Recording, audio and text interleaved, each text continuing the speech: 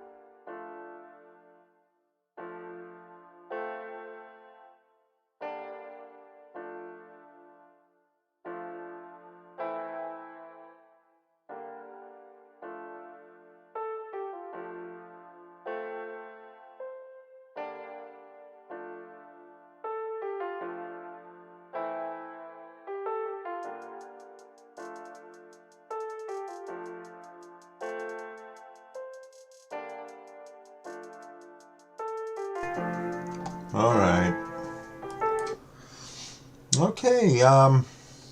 Looks like we've got no Oscar for the moment, but that shouldn't stop us from telling forth, as it were. So, just to sort of bring up to speed what we're doing here, we are out to prove that Moses is a myth. And to do that, we're going to scour Egyptian history from the year 2000 all the way up to the alleged time of Moses.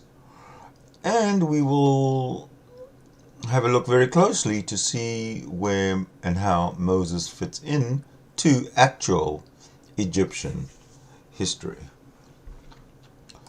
So, the speaker today, the presenter of the history, is Scott Chesworth. He specializes in ancient history. He runs the Ancient History podcast. And we start approximately 2000 BCE. Take it away, Scott. Hi, this is Scott. If you're a fan of the ancient world, please help us get the word out. Like us on Facebook, follow us on Twitter, and rate the series on iTunes. Thanks again for listening. Hi, I'm Scott Chesworth, and welcome to the Ancient World. Episode 4, The Pyramid Builders. Last time we looked at the ancient Near East in the period between 2700 and 2000 BC and witnessed the formation of the world's first empires under Sargon of Akkad and the Third Dynasty of Ur. This week, let's travel to the south and look in on Egypt during the same period. Before we do, I also wanted to take this opportunity to invite listeners to visit the companion website, ancientworldpodcast.com, where you'll find links to images, maps, and photographs supplementing each episode. We last left Egypt unified and poised to build on the foundation laid by the rulers of its first two dynasties. Under the 3rd through 6th dynasties, collectively known as the Old Kingdom, Egypt would not only embark upon an era of military domination of adjacent territories, but would also build its most awe-inspiring monuments. But I'm guessing you might already be reading ahead there. The Third Egyptian dynasty began in 2650 with two brothers, Senakte, or Nebka, who ruled for 18 years, and Zoser, who succeeded him. It's not entirely clear why this succession represents a new dynasty, since both brothers were apparently sons of Kasekemwe, the last ruler of the previous dynasty, but far be it from me to argue with Manetho.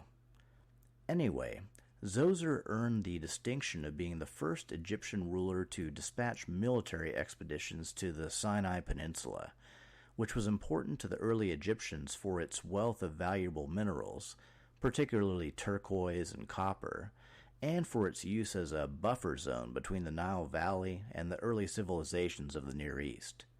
Inscriptions from this period found in Sinai show the banner of Seth alongside symbols of Horus, indicating that Zoser was continuing his father's program to reconcile the opposing power centers of Upper and Lower Egypt.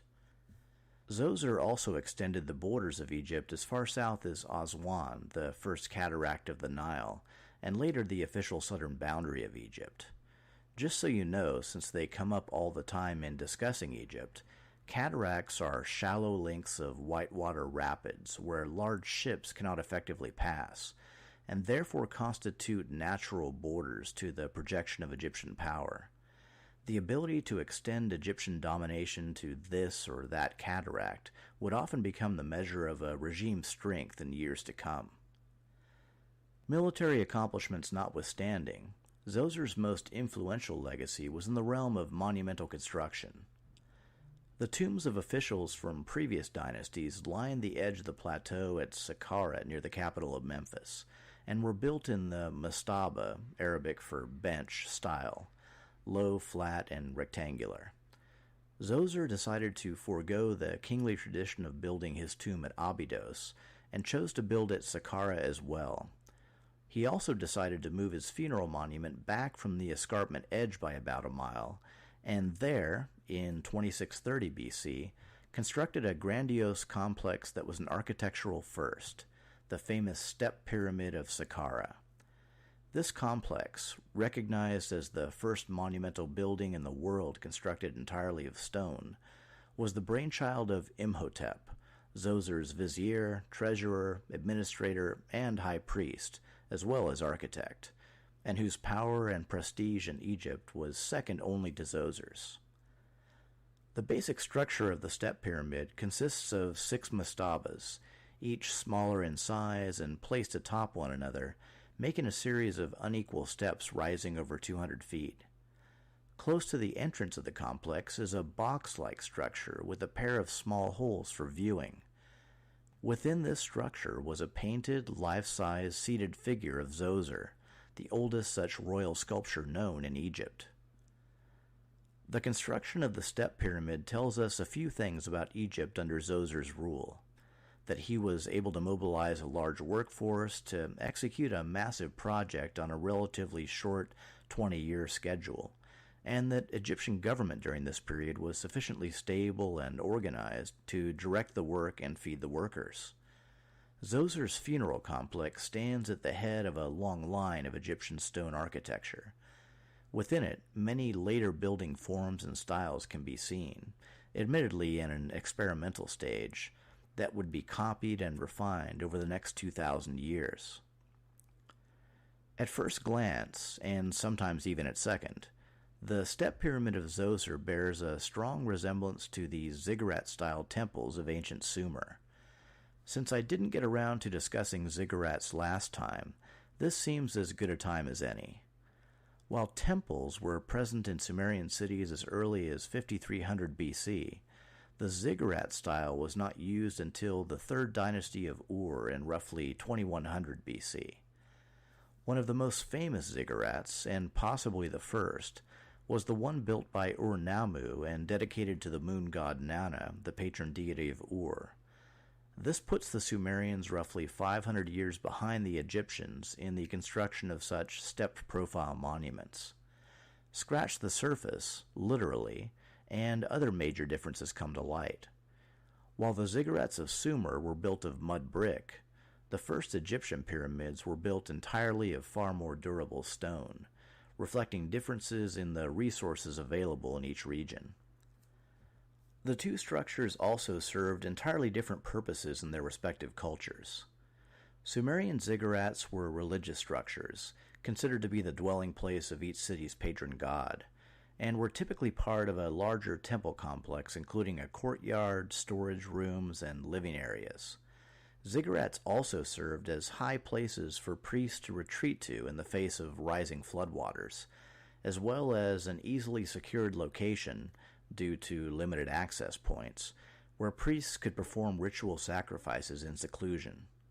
In contrast, Egyptian pyramids were exclusively funereal in purpose, underlining once again the importance of the afterlife in their culture.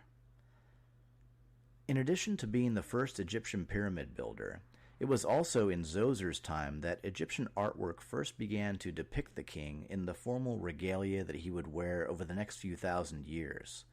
The cobra-like Nemes headdress, the false beard, and the ornate kilt. Another fixture of later Egyptian culture, the civil service, which was essentially an extension of the royal household, had also formed by this period. The highest official was the vizier, who supervised the collection of taxes and the administration of justice. Below the vizier was a staff of chancellors, quartermasters, and scribes. For local government, Egypt was divided into provinces called nomes, under governors, nomarchs, from noble or royal families. Sekhemkhet, Zoser's successor, apparently engaged in a failed attempt to construct his own step pyramid that went one step higher, but died before its completion and left its unfinished remains to be buried in the desert. The final two 3rd dynasty rulers, Kaba and Huni, also made attempts at pyramid construction. Kaaba built his near Giza, while Huni constructed his at Meidum on the edge of the Fayum oasis, 50 miles south of modern Cairo. Huni's pyramid, intended to be the first geometrically true pyramid, serves as the prototype for the standard layout of a pyramid complex. A pyramid with north-facing access through a descending passage to a burial chamber located in the bedrock or at ground surface within the pyramid mass, a small pyramid serving as a mortuary temple to the east, and a causeway extending from the mortuary temple to the edge of cultivation, where a second small valley temple is located. Huni, who apparently ascended to the throne from a position as high official in Zoser's court, was also known for establishing a fortress on the island of Elephantine in Aswan to secure Egypt's southern border at the First Cataract. He also built a small ceremonial pyramid at Elephantine whose purpose is unknown. The Fourth Dynasty was founded by Snefru, who married Huni's daughter. During his reign, Snefru led several military expeditions beyond the established borders of Egypt. From Lebanon, he obtained the cedar logs needed to build temple doors and great ships. From Libya and Nubia, he captured slaves for his construction projects, as well as cattle to feed his large labor force. He also continued to exploit the mineral wealth of Sinai, as his predecessors had done. Snefru continued the development of pyramid architecture through two projects, both constructed at the new site of Dashur, around 20 miles south of modern Cairo. The first effort is known as the Bent Pyramid, and has the curious feature of a radical reduction in the angle of the sides about halfway to the summit, possibly implying some sort of building disaster during construction. Either way, it looks pretty janky. So, not to be daunted, Snefru tried again. His second attempt, far more successful, resulted in the creation of the Red Pyramid, the first true Egyptian pyramid, and the prototype, with a minor change in the angle of the sides, for all subsequent pyramid construction. Snefru's son Khufu, or Cheops, inherited a strong and consolidated kingdom with enormous resources and manpower at his command. So when it came to his funeral monument, Khufu went big. I mean really big. I mean 7 wonders of the ancient world and only one still standing today big. Of course, I'm talking about the Great Pyramid. Constructed in 2550 BC of around 2,300,000 stone blocks, each averaging about 2.5 tons in weight, the pyramid arose, and still rises, 480 feet over the Giza Plateau, southwest of modern Cairo. In case your mind isn't already blown, how about this? The Great Pyramid stood as the tallest man-made building in the world for the next 4,500 years. For you trivia buffs, its height was finally exceeded by Lincoln Cathedral in England in 1311 AD, although in my mind, that building kind of cheated by including a spire. Also, even to this day, we do not know exactly how the Great Pyramid was built. Khufu was succeeded by his sons Djedefre and Khafre, or Sephron, the latter of whom constructed the second pyramid at Giza, as well as the Great Sphinx. The Sphinx was apparently carved from an outcrop of limestone rock left after the quarrying of blocks for the nearby Great Pyramid. The Giza necropolis was completed by Khafre's son Menkaure, or Mycerinus, who built the third and smallest pyramid, perhaps indicative of internal political problems during his reign, or possibly reflecting the period's cultural shift from ruler worship to a more general worship of the sun god Ra. The final Fourth Dynasty ruler was Shepseskaf, and the unremarkable mortuary temple he left at Saqqara is further indication of the declining fortunes of the Fourth Dynasty after the lofty heights of Khufu's reign. Userkaf, the first Fifth Dynasty ruler, took power around 2500 BC and erected the first Egyptian Sun Temple, containing a stubby obelisk that was forerunner to the far loftier versions raised centuries later during the Egyptian New Kingdom. His son and successor, Sahure, is credited with establishing an Egyptian navy, sending a fleet to Punt, modern Somalia, and trading with the early cultures of the eastern Mediterranean. His pyramid, constructed in Abu Sir, north of Saqqara, featured colonnaded courts, relief sculptures depicting his fleet, and inscriptions recording his military campaigns against the Libyans of the western desert. The reign of Sahure's son and successor, Neferkare, was unusual for the significant number of surviving records describing him as a kind and gentle ruler. The Fifth Dynasty continued on through several more fairly unremarkable rulers before finally ending with Unas, who left behind no sons. The Sixth Dynasty was founded by Teti, who married Unas's daughter Iput. Teti's son by Iput, named Pepi I, was slated to succeed him, but Userkare, Teti's other son by Queen Kuit, apparently wasn't too keen on that plan. Userkare decided to resolve the succession question preemptively by leading a conspiracy against his father that culminated with Teti's murder by his own bodyguards and Userkare's ascension to the throne. Over the next few years, Pepi worked to rally the support of powerful nobles in Upper Egypt and finally got the backing he needed to overthrow his usurping brother. Unfortunately, as payment for their support, these nobles demanded greater autonomy for the nomarchs, local rulers, of their region, an arrangement that would come back to haunt Pepi's Sixth Dynasty successors. This devolution of power to the provinces, at the expense of the central authority of Memphis, is considered the beginning of the decline of the Old Kingdom. On the bright side, Pepi I was a prolific builder who oversaw extensive construction projects at Dendara, Abydos, Elephantine, and Nekhen. However, it probably didn't go unnoticed that these sites were all located in Upper Egypt, the home of his nomarch allies. Pepi I was succeeded by Merenre and then Pepi II, who came to power at age 6 and ruled until he was 94, making him not just the longest ruling Egyptian king, but the longest reigning king of any time or place, period. Pepi II's long rule was characterized by continued trade with Lebanon and Nubia, and by the ever-increasing wealth and influence of nobles outside the royal court. The nomarchs of Upper Egypt, in particular, began raiding each other's territories and building their own elaborate funeral monuments, all reflecting a general breakdown of central authority.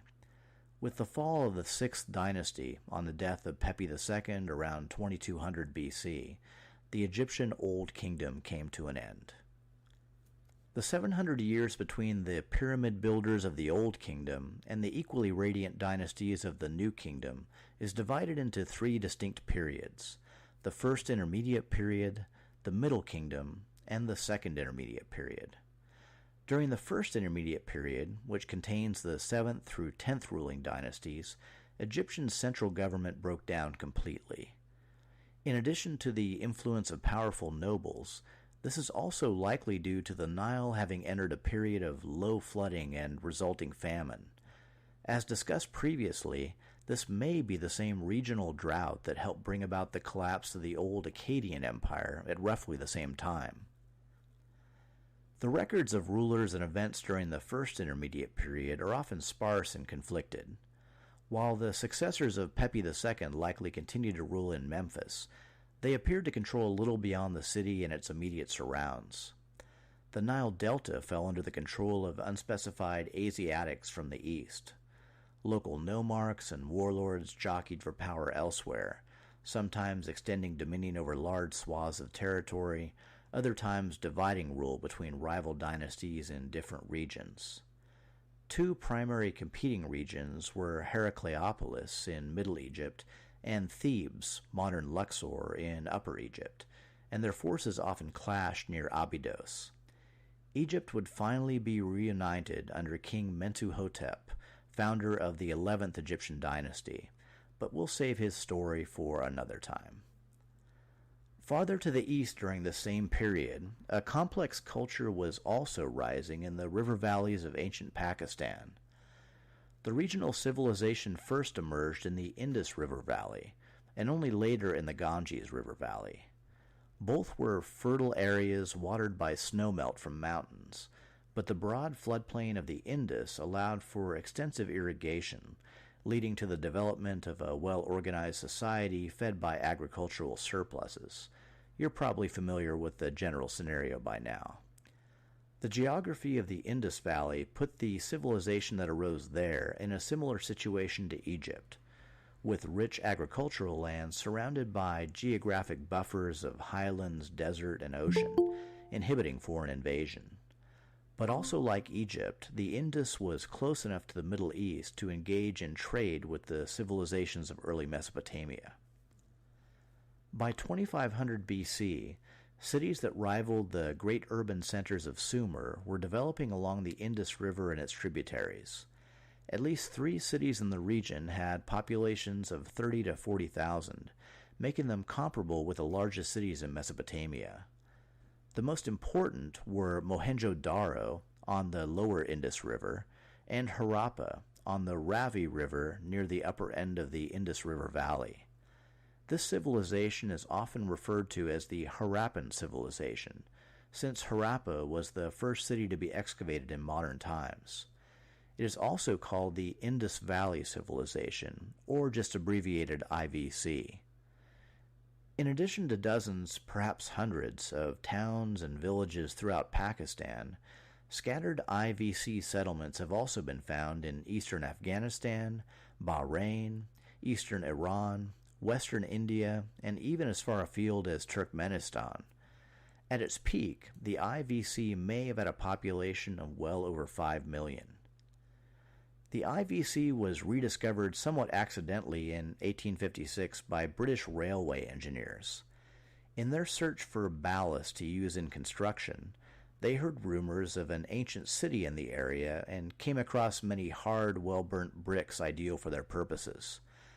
They reduced the first such unnamed city they found almost entirely for this purpose, and also used many bricks from Harappa, the next nearby city they discovered, before finally stopping, either because they had all the bricks they needed, or maybe because they finally got a clue that they were doing something really, really stupid. All in all, bricks from these 2 ancient cities currently provide ballast along 93 miles of railroad track running between Karachi and Lahore. Both Harappa and Mohenjo-Daro were built on a similar plan, with a gridwork of streets, standardized housing for the common people, and larger residences for the elite. The advanced public architecture of the Harappans is reflected in their impressive dockyards, granaries, warehouses, public buildings constructed on large brick platforms, and massive protective walls, these last 2 affording them some protection from frequent floods.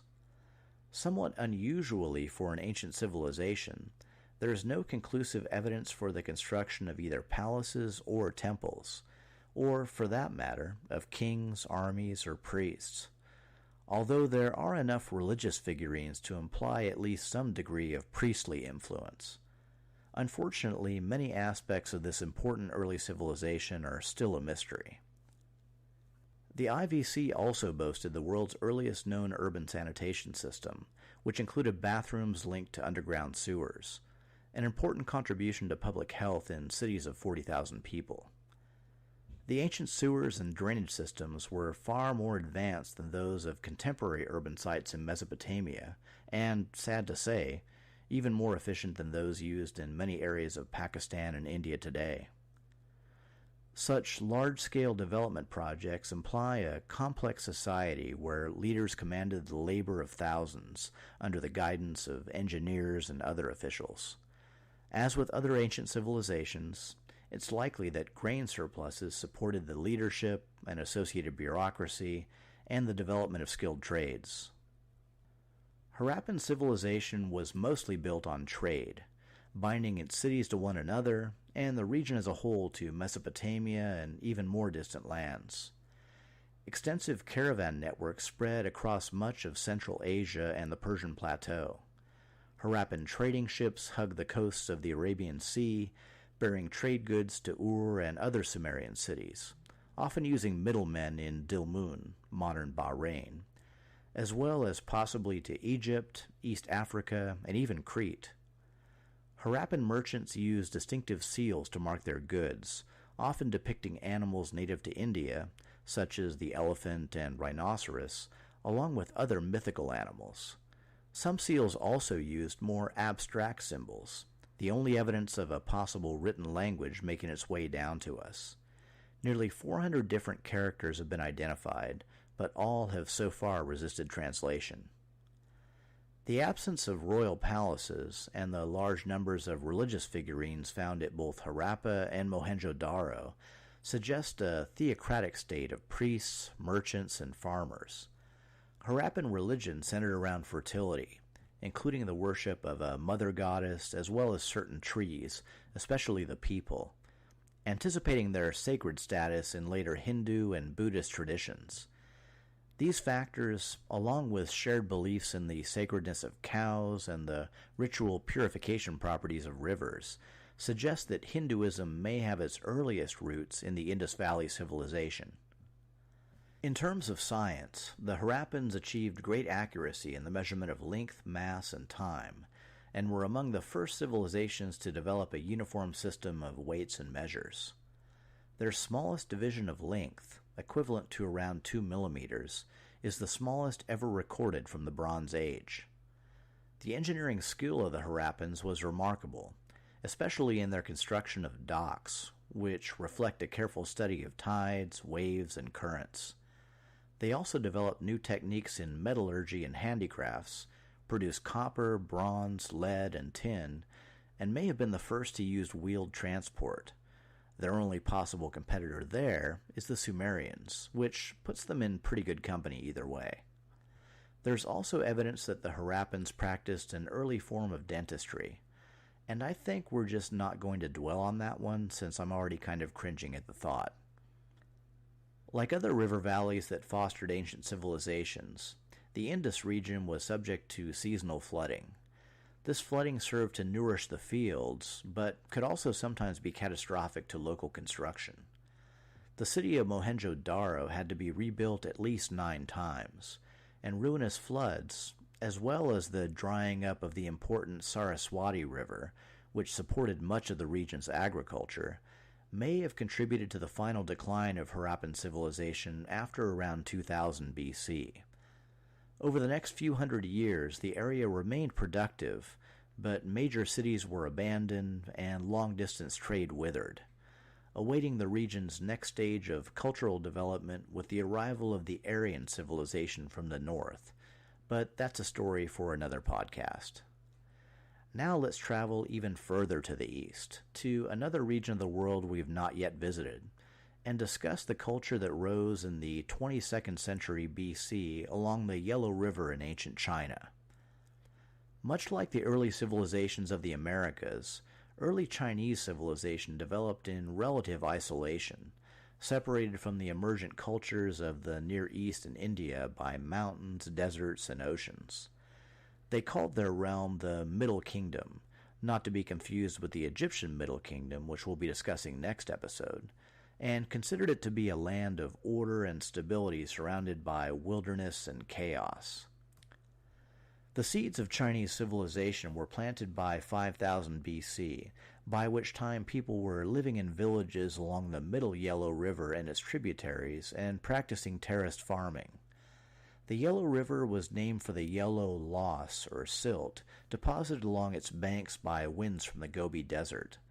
This loess provided fertile soil for the cultivation of millet, a local cereal crop. At around the same time, in the wetlands along the Yangtze River to the south, villagers began cultivating rice. It was in the floodplain of the Yellow River, downriver from its first settlements, that people first banded together under strong leadership to dig ditches and drainage canals for irrigation and flood control. Chinese annals credit a legendary ruler named Yu the Great of the Xia clan with finally taming the floodplain in the late 22nd century BC, marking the customary beginning of Chinese civilization.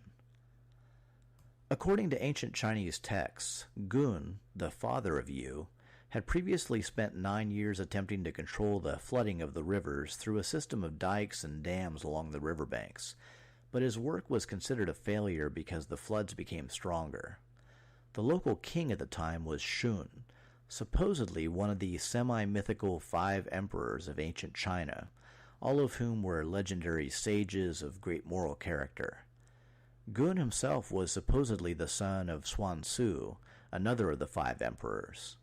Despite their respective pedigrees, Shun had Gun executed for his failure, and Gun's son, Yu, was appointed to finish his father's work. After careful study of the problem, Yu decided to use a different approach. He convinced local tribes to help him build a network of irrigation canals, which relieve floodwaters into fields, and also performed dredging on riverbeds to help them flow more freely out to sea. According to legend, he labored on this project for 13 years without once going home, taken as symbolic of his extreme devotion and perseverance. Yu spent most of his time personally assisting in the work, as well as eating and sleeping with the common laborers. Over time, other tribes became inspired by his example and joined in his efforts. At the end of 13 years, Yu was finally successful in stopping the floods, a milestone event memorialized in Chinese history as Great Yu Controls the Waters. The flooding protection provided by the canal system increased the produce from farming, as well as the Xia tribe's influence, and Yu soon became leader of the local tribes. With the growth of agriculture came increased population, the ability to store and redistribute crops, and the potential to support specialized craftsmen and administrators. In other words, the standard hallmarks of a budding civilization. Soon after these developments, King Shun, the same ruler who had executed Yu's father for failure, sent Yu to lead an army to suppress the San Mao tribe, who were harassing other client tribes living near the boundaries of his kingdom. Yu's success in defeating the San Mao further strengthened the Xia tribe's power and prestige. Shun, who was getting old, eventually decided to abdicate in favor of Yu, marking the beginning of the Xia dynasty. Upon ascending the throne, at the age of 53, Yu founded a new capital at Anyi and divided his kingdom up into 9 provinces. Using bronze provided as tribute from these 9 territories, he supposedly created 9 tripod cauldrons, which were used to offer ritual sacrifices to the ancestors. Under the subsequent Shang dynasty, these 9 cauldrons were used on ceremonial state occasions to symbolize and reinforce the ruler's authority. Yu ruled the Xia dynasty for 45 years before finally succumbing to an illness during a hunting trip to the eastern frontier of his kingdom, and was supposedly buried there. Upon his death, Yu passed power to his son Qi, setting the precedent for dynastic rule. The Xia dynasty, between 2070 and 1600 BC, is the first dynasty to be described in ancient historical records, but there are doubts as to whether this dynasty actually existed. Archaeological evidence from the period includes a bronze smelter from around 2000 BC, unearthed at Erli-Tu in central Henan province. The smelter has alternately been associated with either the Xia dynasty or the early stages of their successors, the Shang. Erli-Tu was known to be home to the largest settlement anywhere in East Asia until around 1500 BC, and was also clearly a royal center of some importance, containing 2 palace complexes. But again, it's unclear whether this city serviced the Xia or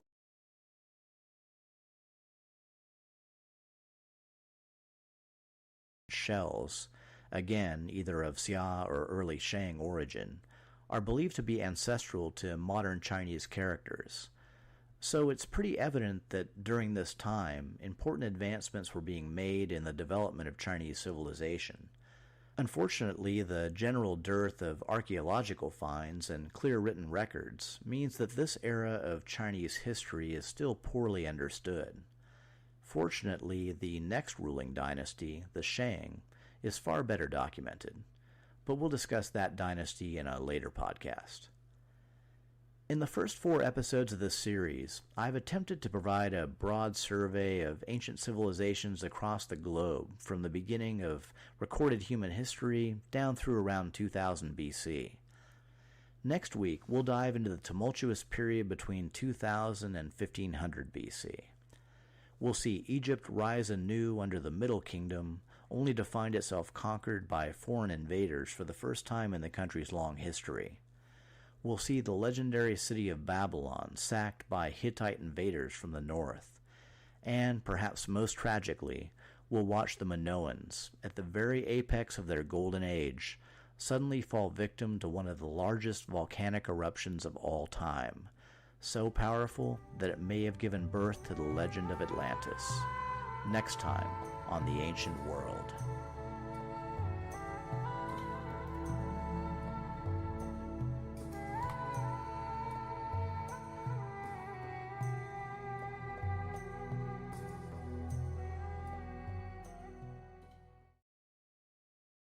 Well, that was the first episode.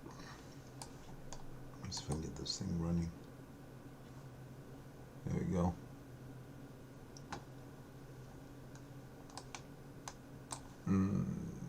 Are you talking? Am I talking? Yeah, No, it's me. yeah, I Sorry. can hear you. I can hear you. On mute. Okay. So, am I coming through fine? Yes. Loud. Beautiful. All right. So that was the first one, and that just shows you that before the year 2000 BC, there were civilizations. They were thriving. They were progressive. Architecture, bridges, roads, agriculture, farming. I mean, things were happening in the world, in China, in South America, up in India. Things were happening, things were popping, and civilization was thriving. Mm-hmm. Without God, of course. It's just according to history and the way things unfold. Because they were more efficient than God. Well, they exist. God doesn't. Yeah, exactly. And there's that. That helps too, yeah. No. So how much of that did you actually catch? I came in at 22 past, more or less. Yeah.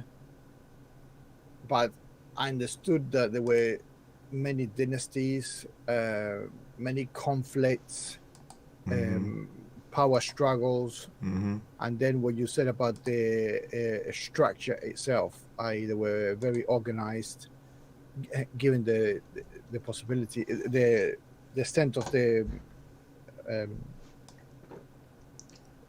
knowledge, basically, right? But it seems that they tried their best to be the best, right? At whatever they tried to achieve, right? And I think they did it. Yeah, of course they did. I mean, it's going to be embarrassing. Take away the conflicts, right? That is always some issue there, right? They can destroy the other people's civilization, but apart from that, if you leave them alone, I'm going to tell you something. In my opinion, once we get through the next 2 episodes, all of Judaism, all of Christianity, and all of Islam will have nowhere to hide, because they will be embarrassed to have been exposed as nothing but folklore and oral fake, tradition. phony, and frauds. Yeah. Fakes, phonies, and frauds. Every single one of them. And it'll be people like Darth Dawkins and his ilk who will be the most embarrassed, because they've been so vocal and so outspoken about the existence of their imaginary lord. Well, they are ignorant vocalists. Yeah. So, having watched the first one, I do have a second one lined up. If you want to take that one now, or what do you want to do? Well, it's fine. Yeah. Do the second one. There's not many people that actually. Well, it's only one more, but I don't know if it's there or not. So yeah, just roll it. All right. Let me just find it. Now that you've put me in a position. No, you were doing just fine. All right. So let me Cue it up. let me cue it up. Cue the tape. Yeah, cue the tape, as we used to say in the old days. All right. So number. Here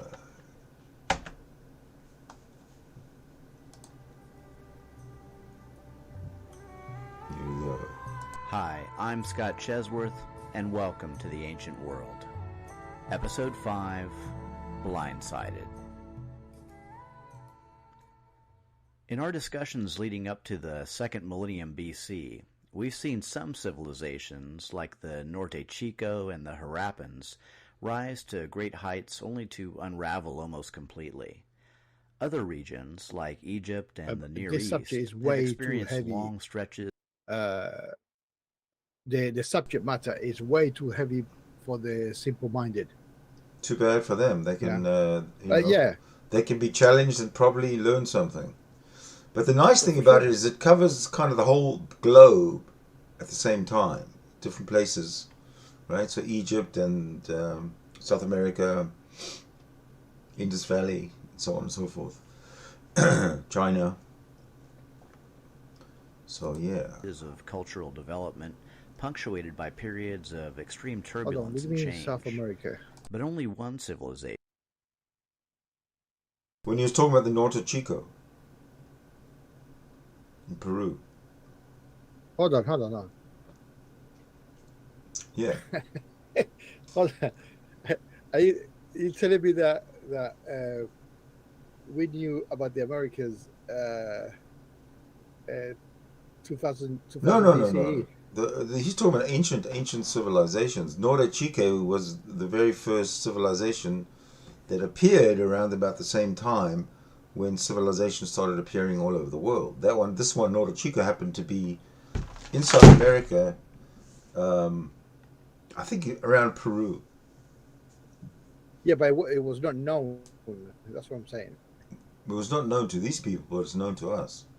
At that time. What are you talking about? Not known by who? Right. Well, Chinese didn't know about Egypt, by the and people Egypt. At that time. But China didn't know about Egypt, and Egypt didn't know about China. Right. That's what I'm saying. These civilizations were emerging around the globe in separate time. Independently. That's what I'm saying. Thank you. So yeah, let's carry on. Where is the start button? Minoan Crete seems to have embarked on a relatively unbroken path to greatness. Because why do those sound like that makes famous Israel last words? Irrelevant? Crete in the second millennium BC was still moving from strength to strength. Wealthy seafaring traders producing artwork of surpassing beauty. The first signs of choose a particular people when they could have chosen everyone, the Chinese, the people in Peru, all of them simultaneously. What's the deal, right? So if none of the other civilizations knew about the Middle East, right? How come they could be guilty of sin, right? Did God had only the hotline for Israel? I mean, was he running out of telephone lines that could not connect different civilizations at the same time? Why Jesus or not Jesus? Why the character of Jesus has to start? Why are the ones guilty? Why are they their God driving the favorite people, the Israelites, to the new land for 40 years when there's more land somewhere else, even undiscovered land? The whole Americas were fucking empty, right? There's no need for that type of sadistic exposure to walk 40 fucking years to go around the fucking a desert, you know what I mean? Yeah, especially when there's fucking trade routes along the coast. Yeah, nice weather, right? There's water, right? It could be even fucking people that you can see instead of fucking not seeing nobody or seeing the same fucking face for 40 years. Really? You know what I mean? People were born, would get raised, would grow up in dunes, if that was the case, right? And what type of fucking God would put people into that type of pressure? Yeah, for the sake going all the way around. Yeah, to go to a so-called fucking promised land.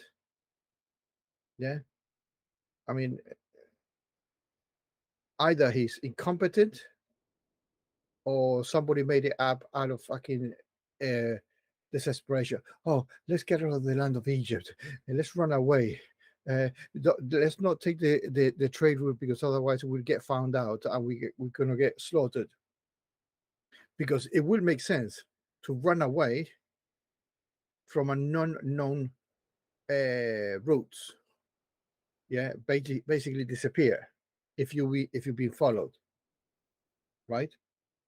But if you want to go to somewhere, then the best way is from known routes, especially the shortest path, right? So either way you put it is retarded,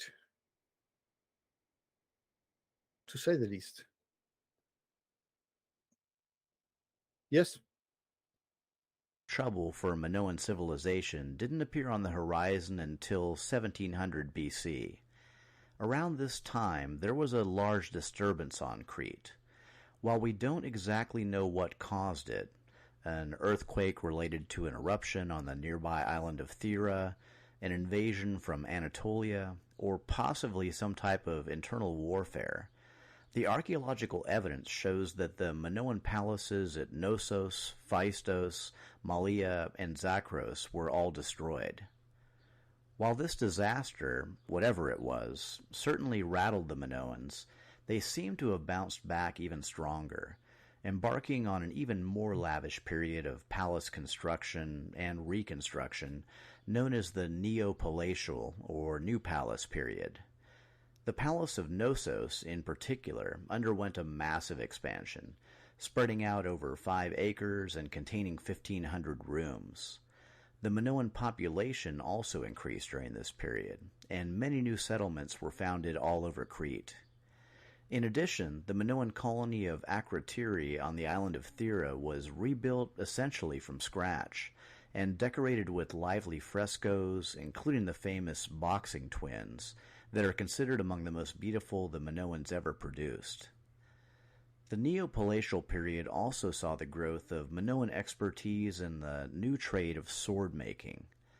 The introduction of bronze, centuries earlier, had allowed Minoan metalworkers for the first time to create items able to hold a cutting edge. In earlier ages, flint or obsidian were the only materials suitable for creating tools and weapons with cutting edges, including short daggers. However, stone was fragile and could not be used for weapons of any length. With the introduction of bronze, daggers could be made longer without becoming brittle, and would bend rather than break in combat. To prevent overbending, blades were shaped to get the maximum strength out of the material, while still affording balance and cutting thrusting ability. This led to early sword designs such as the leaf-bladed sword, with a thick but narrow blade near the hilt, and a broad but thin blade near the tip. The cutting edge was frequently hardened by hammering to make it stronger. Such early bronze swords were 2 to 3 feet long, the maximum feasible length. Soon after these swords first appeared around the Black and Aegean Seas in the 17th century BC, Minoan craftsmen began to turn out items of exquisite manufacture, and in short order became known as the finest bronze sword makers of the Aegean. The Minoans likely used these swords for purely ceremonial or decorative purposes, but they also represent the early stages in the development of an edged weapon that would become central to the European warrior's arsenal over the next several thousand years. The Neo-Palatial period, between 1700 and 1600 BC, is considered the Minoan Golden Age of art, architecture, and influence. And then, as they say, tragedy struck. In 1600 BC, the massive volcano on the nearby island of Thera exploded. The eruption was among the largest in the history of civilization, ejecting approximately 60 cubic kilometers of material into the atmosphere. The eruption utterly devastated the island of Thera, including the Minoan colony of Akrotiri, which was completely entombed in a layer of pumice, making it essentially a Minoan Pompeii.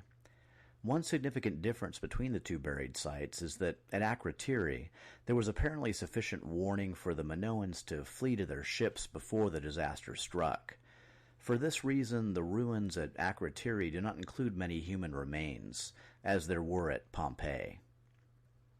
The eruption had an absolutely debilitating effect on the Minoan culture of Crete. Early theories proposed that ashfall from Thera onto the eastern half of Crete choked off all plant life, causing starvation of the local population. However, recent examinations have determined that no more than a quarter-inch of ash fell anywhere on the island.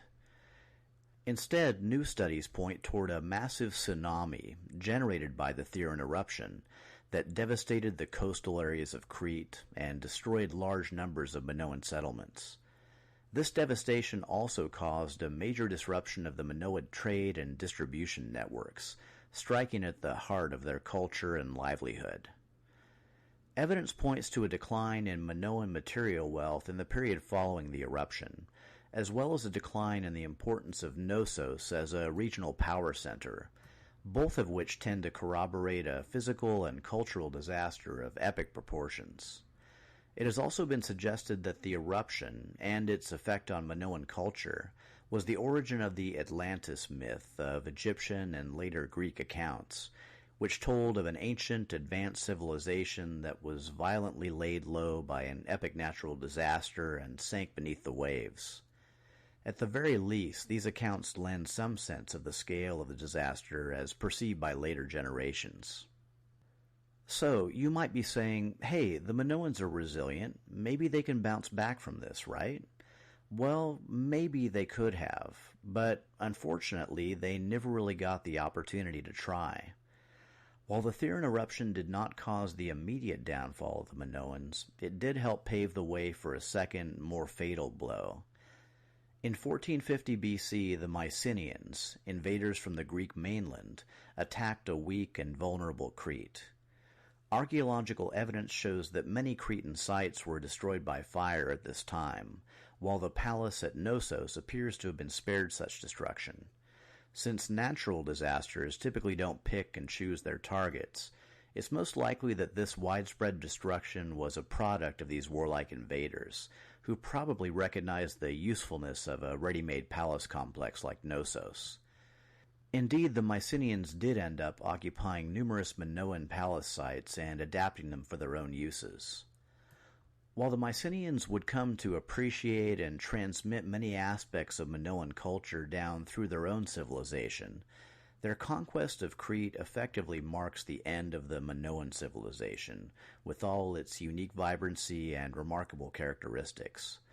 We're incredibly fortunate that so much of their amazing artwork has made its way down to us, enabling us to better envision the rich Aegean world in which the Minoans thrived. Now let's return to the Near East and discuss the aftermath of the fall of the Third Dynasty of Ur in 2004 BC. The 2 centuries after the collapse of Ur III were mainly dominated by conflict between Elam and the various Ur III successor kingdoms.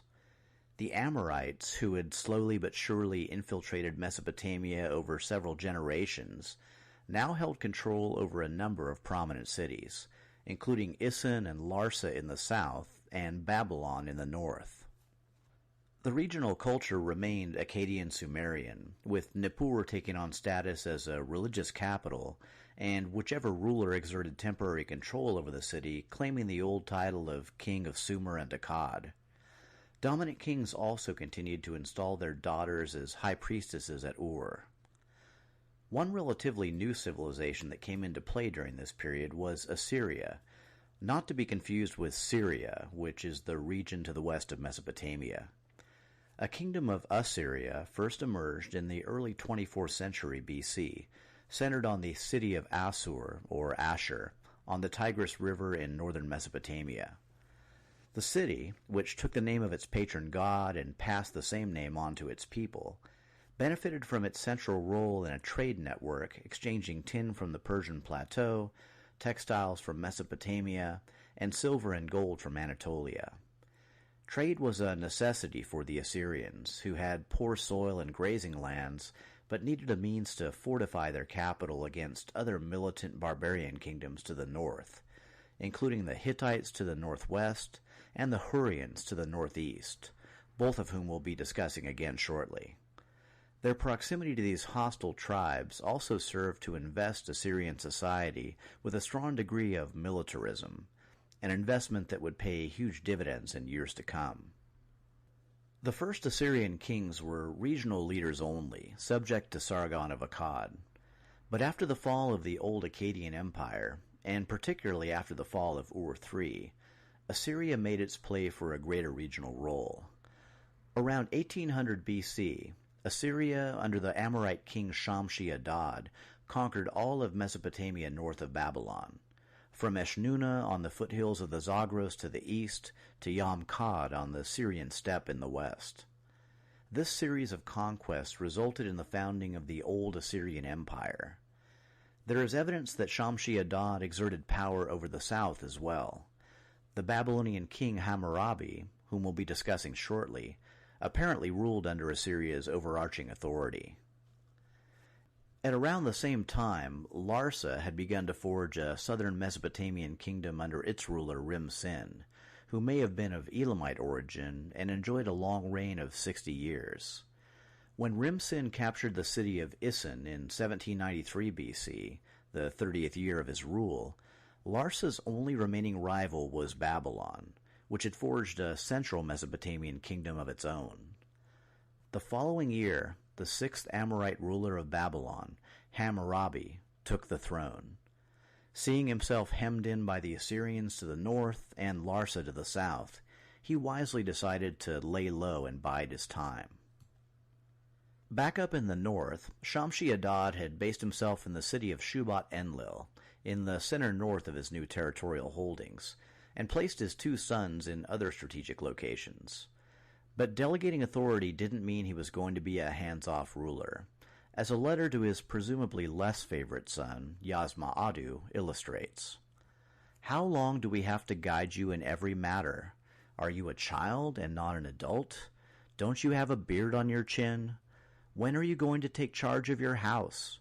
Don't you see that your brother is leading vast armies? So you, too, take charge of your palace, your house." "Geez, Dad, get off my back." Well, as it turned out, Shamshi-Adad's concerns about his son's leadership abilities turned out to be pretty justified. When he died in 1776 BC, in battle or of natural causes is unknown, the territories of the old Assyrian Empire slipped away almost immediately, with Yazma-Adu being kicked out of his base at Mari for good measure. Free of Assyrian domination, Mari would quickly emerge as a powerful northern kingdom in its own right, as would another local kingdom called Eshnunna. In short order, Assyria was reduced to the core region immediately surrounding the city of Ashur, still under the control of Shamshi-Adad's eldest son, Ishmi-Dagon. But don't worry, we haven't heard the last of the Assyrians, not by a long shot. The 10 years after the fall of the old Assyrian Empire saw a hodgepodge of shifting alliances among the regional powers. Eshnunna attacked Mari, but then Mari made an alliance with Babylon and Larsa, along with Elam, to crush Eshnunna. Elam's subsequent attempt to play Babylon off against Larsa backfired, and the two kingdoms, along with Mari, combined their forces to crush Elamite power in 1764 BC. With Assyria and Elam removed as threats, Hammurabi decided that the time was ripe for Babylon to make its play for regional power. In 1763 BC, Hammurabi moved against his erstwhile ally Rim-Sin, now an old man, and conquered the southern cities of Isin, Uruk, and Larsa. Then, in 1761 BC, he led Babylon's armies north against another former ally, King Zimri-Lim of Mari. Mari at the time was a wealthy and flourishing kingdom, an important transshipping point for tin from the Persian plateau on its way to the Mediterranean. Zimri-Lim's palace of 300 rooms may have been the largest of the age, and Mari's voluminous diplomatic archives, rediscovered in the 20th century, are the source of much of our information about this turbulent period. Hammurabi defeated Zimri-Lim, conquered Mari, and sometime later had the palace and city walls razed to the ground. Ironically, it was precisely this leveling and burial that preserved the archives for later recovery. Hammurabi then went on to impose vassal status on what remained of Assyria, appropriately ironic since early in his rule, Hammurabi had been vassal of the Assyrian king. Perhaps his most devastating military achievement during this northern campaign was his conquest of the city of Eshnunna, which he forced to surrender by diverting its water supply. By the end of this series of conquests, Hammurabi had created what is known as the Old Babylonian Empire, and the city of Babylon itself had been transformed into the power of central southern Mesopotamia, a position it would retain for the next 1,500 years, long enough for the term Babylonia to become synonymous with Mesopotamia. Hammurabi was as effective a statesman as a military commander, giving the region a stability it hadn't known since the collapse of Ur 3 centuries before. During his rule, Babylon became the largest city in the world, and the first to reach a population over 200,000. Babylonian merchants, like their predecessors, operated throughout Mesopotamia, and also engaged in regular trade with the Amorite city-states of Syria and Canaan to the west. Perhaps Hammurabi's most important legacy was the compilation of a code of laws, one of the most complete to survive from the ancient world. The Code of Hammurabi is broken down into 282 sections, dealing with family, property, and commercial law, and with slavery, professional fees, prices, and wages. Among other fundamental legal principles, the Code allows for the presentation of evidence by both plaintiff and defendant, and the presumption of innocence for the accused. Laws were often enforced by leading figures in the community, with each offense receiving a specified punishment, often brutal in nature. A contemporary copy of the code now sits in the Louvre in Paris. Modern scholars believe that it was not a code of law per se, but instead a monument presenting Hammurabi as an exemplary legal arbiter. Or, as he himself put it, "May any wronged man who has a case come before my status as king of justice, and may he have my inscribed stele read aloud to him. May he hear my precious words, and may my stele clarify his case for him. May he examine his lawsuit, and may he calm his troubled heart. May he say, Hammurabi provided just ways for the land." Babylonian beliefs held that the king was agent of the city's god Marduk, and that Babylon was a holy city where any legitimate ruler of Mesopotamia had to be crowned. Babylonia adopted the written Semitic Akkadian language for official use and retained the Sumerian language, which was no longer widely spoken, for religious, ceremonial, literary, and scientific use. Akkadian and Sumerian traditions continued to play a major role in Babylonian society, and the region would remain an important cultural center down through the succeeding centuries. One local tradition, however, was impacted by the period of Amorite rule. The day of the Sumerian city-state was permanently over, and Mesopotamian territory, when not united, would from now on be divided into regional kingdoms. Amorite rule was also notable for ending the exclusive control over people, land, and livestock by the state, in other words, by kings and priests. The new monarchs gave, or let out for an indefinite period, numerous parcels of land, freed their subjects from taxes and forced labor, and seemed to have encouraged a new society to emerge, a society of big farmers, free citizens, and enterprising merchants. This privatization... All right, I just wanted to stop it right there and show that before any Bible was ever written, there were practices of releasing from slavery and Hammurabi's laws of compassion, caring about their people. Didn't need any God or Torah or Moses or anything like that. 300 years before Moses even appeared on the scene in allegedly historical terms. So we can see not even the story of Genesis and whatever happened afterwards. There's no record of that. There's no history of that. Right. It is just a after invention. Yeah. Simple. Exactly. Where were we? Oh, I never. Civilization also had a downside, including a growing gap between rich and poor, and a degree of general public indebtedness that had to be addressed through frequent debt holidays, when all loans were considered null and void. In the long run, this wildly swinging business cycle benefited neither rich nor poor. In addition, with the shrinking of the centralized state came the neglect of critical urban infrastructure. People began to leave the cities for the countryside, and the urban population of Babylonia dropped to its lowest point in 1,000 years. After Hammurabi's death in 1750 BC, his empire continued on under 5 successors, each reigning for over 20 years, and together keeping the territory more or less united for over 150 years, longer than the entire Ur-III period. The end, when it finally came from completely out of left field, or more accurately, out of far northwest field. In 1595 BC, Babylonia fell victim to an attack by fearsome invaders called the Hittites. Under their king Mursili I, the Hittites swept down into Mesopotamia, riding in 2-wheeled battle chariots that were far swifter and more maneuverable than the 4-wheeled Mesopotamian war wagons.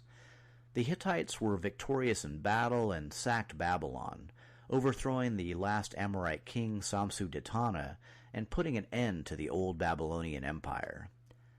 After plundering Babylon, and with no desire to occupy the territory, the victorious Hittites retreated with their booty to their rugged homeland in central Anatolia, leaving the region leaderless.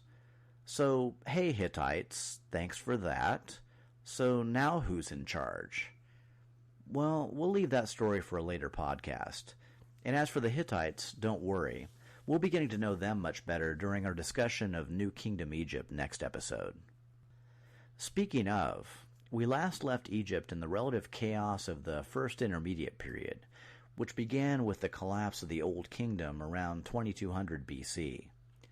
The period finally came to an end with the reunification of Egypt and the foundation of the Middle Kingdom in 2022 BC. This reunification was accomplished by the 4th king of the 11th ruling dynasty, Mentuhotep II, whose power base was in Thebes. Mentuhotep's military prowess is testified to in his name, which translates as Montu is content, Montu being the Theban god of war. Or, put another way, war is my business, and business is good.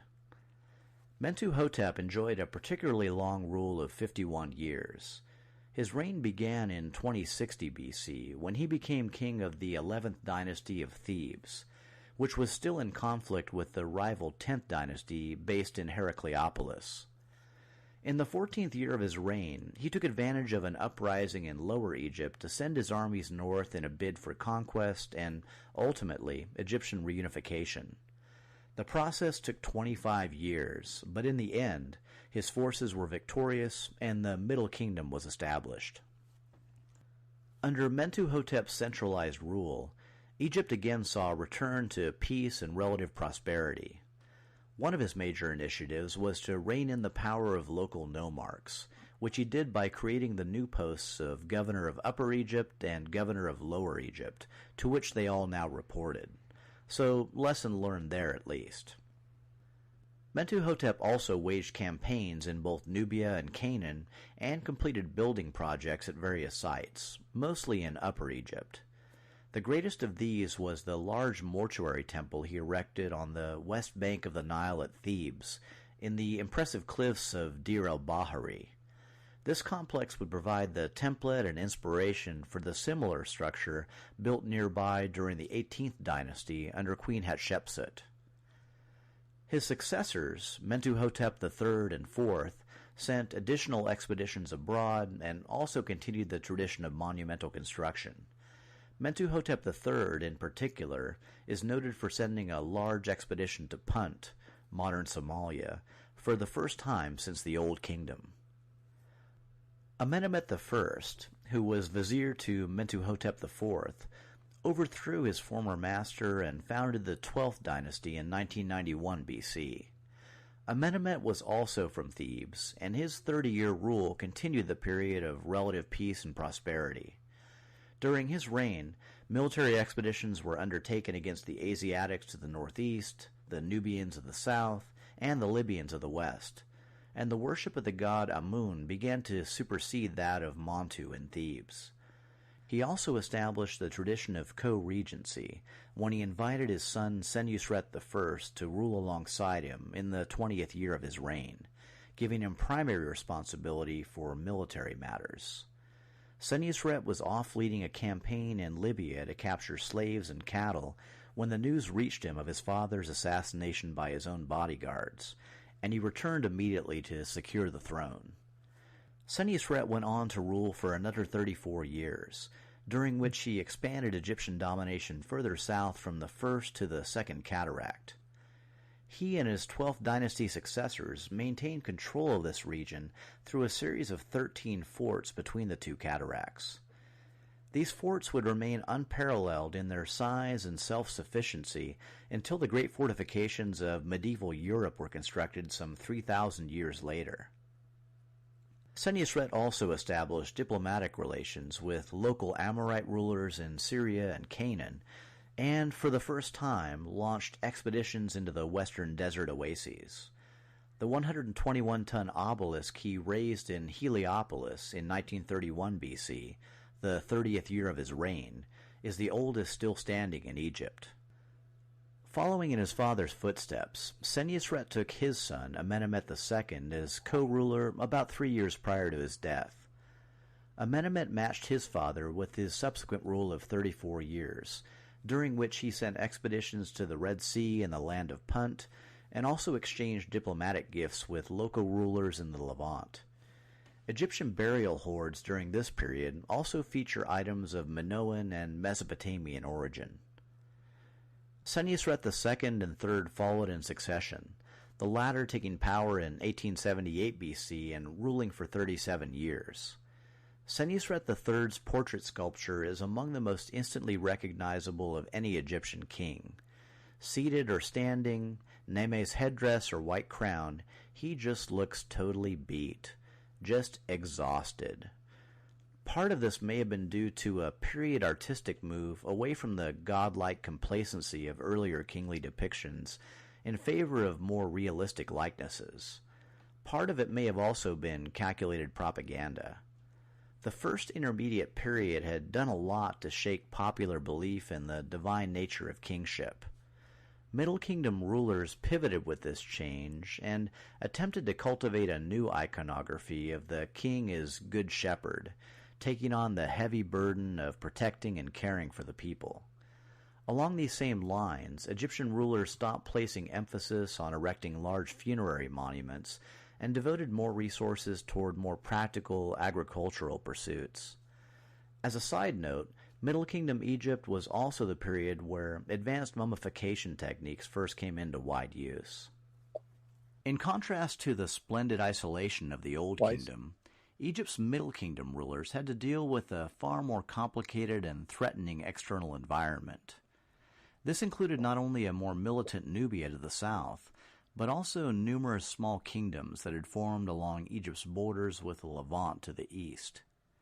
Senusret III initiated a series of devastating campaigns in both Canaan and Nubia, pushing Egypt's boundary further south than any of his forebears, and challenging his successors to maintain his new frontiers.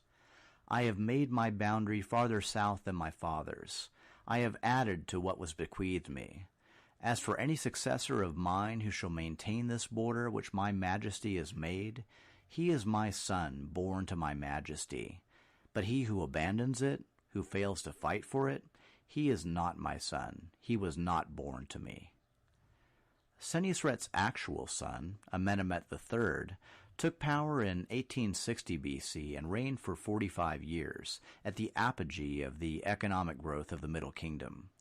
The agricultural potential of the Fayum, the quarries of Egypt, and the turquoise mines of Sinai were all exploited to maximum benefit under his rule. The last great ruler of the Middle Kingdom, his military and administrative skill is testified to on numerous monuments from Syria to the third cataract of the Nile. To cap his rule, he sought to repeat a feat not attempted since the Old Kingdom, erecting 2 pyramids for himself. Like several other pyramids constructed by Middle Kingdom rulers, their interior core was made of mud brick, which was then encased in limestone.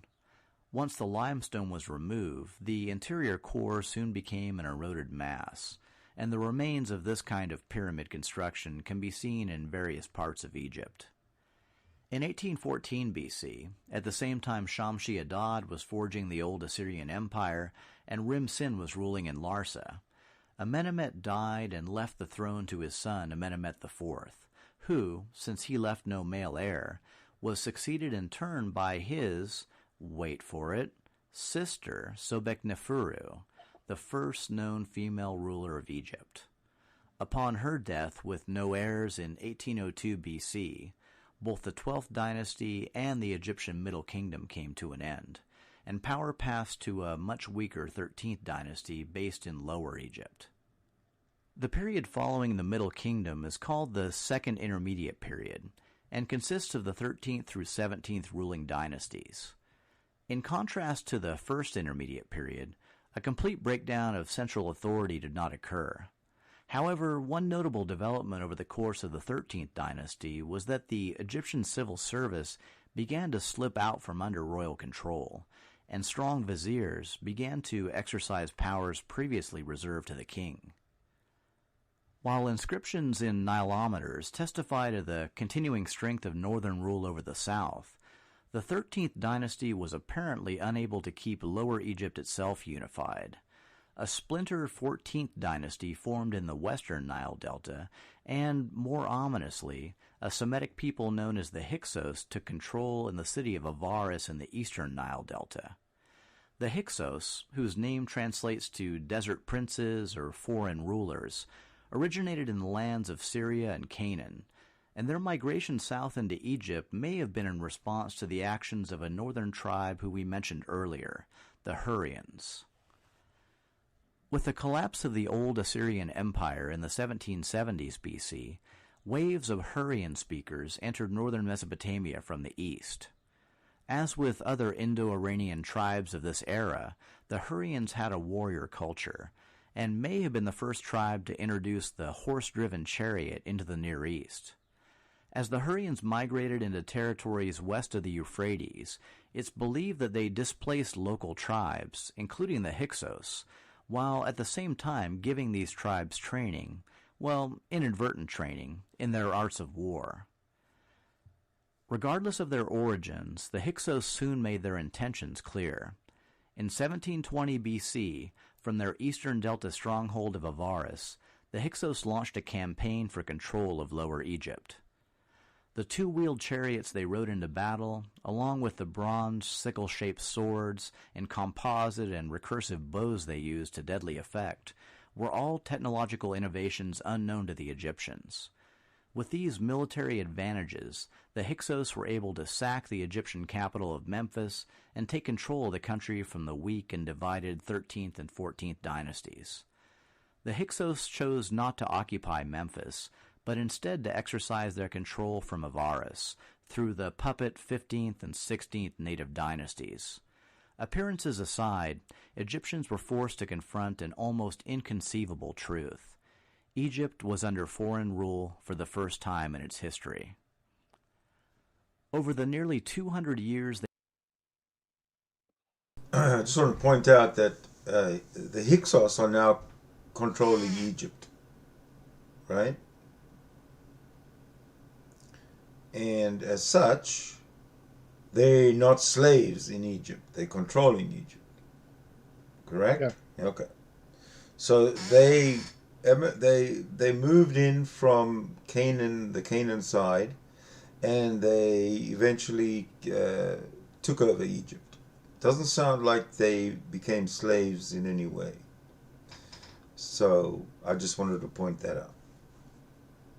They ruled over Egypt. The Hyksos came to adopt the worship of Seth, while also introducing other gods and goddesses from their Canaanite homelands, including the mother goddess Astarte and the storm and war god Reshep. Excavations at Avaris also point to contact between the Hyksos and the Minoan civilizations. Despite their long rule, little other archaeological evidence exists from the Hyksos period, for the logical reason that once native rule was eventually restored, an effort was undertaken to expunge the bitter memory of this period from Egyptian history. There was one exception.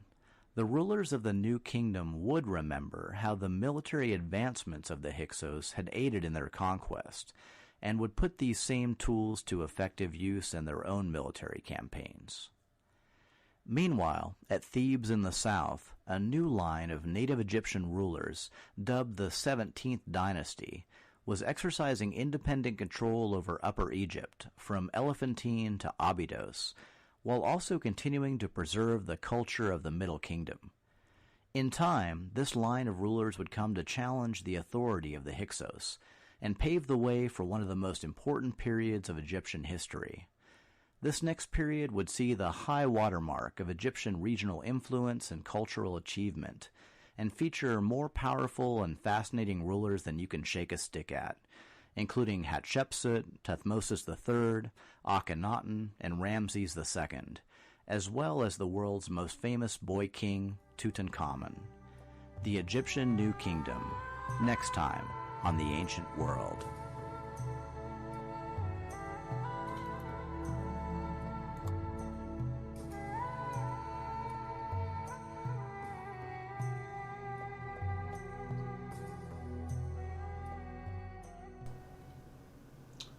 Right. So the next one is going to be the time when Moses is supposed to be around. What I want to do is I want to keep this particular segment separate from the next one. Okay? So what we can do right now is we can discuss whatever we like, what we've just heard, and comment on achievements before the time of Moses, which obviously are many and great, and in different sectors, like justice and law. It's there before Moses.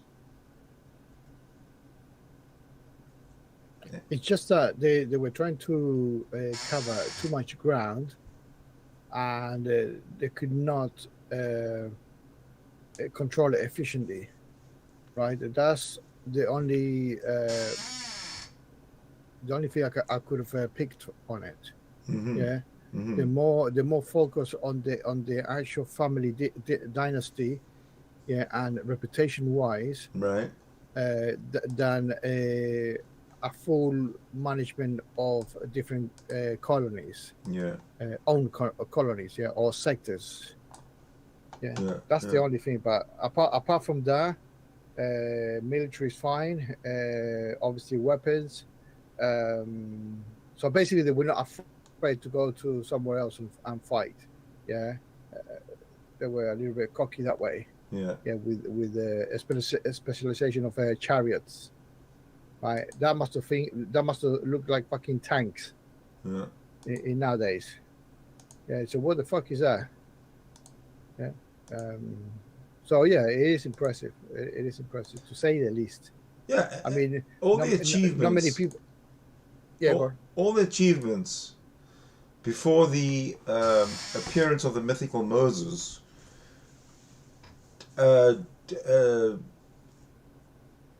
render all the claims of Moses and his God moot. Because all of that stuff was done before. The law, the benevolent leader, pharaoh, emperor, whatever, that was all there, all demonstrated before Genesis was even written. Mm-hmm. Obviously. Yeah. And then they allegedly Moses or whoever fucking wrote it is writing after the fact, but retroactively. Yeah. Right. Oh, how could this be? Right. After and then the a couple of people fact. Sorry. After the alleged fact. Yes. So he's inventing a past that it was never a past. Yeah. Simple.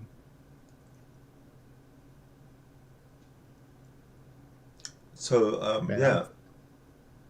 Carry on. No, I'm falling. Falling asleep? Yeah, I'm okay. fighting it.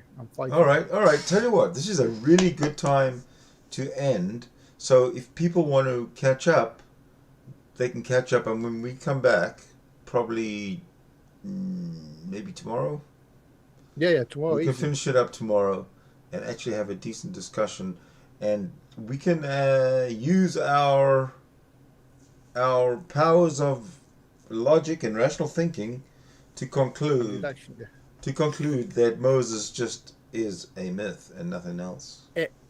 Else, prove us wrong.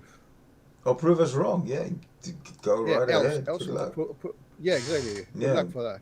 Exactly. Yeah, so that's where I'm going to end it for today. I want to say to everybody, as usual, thank you for watching. Yay! All right. So we're going to fade it out from here and stay tuned. Stay there, Oscar, because I still want to chat to you. Let me just get the music going.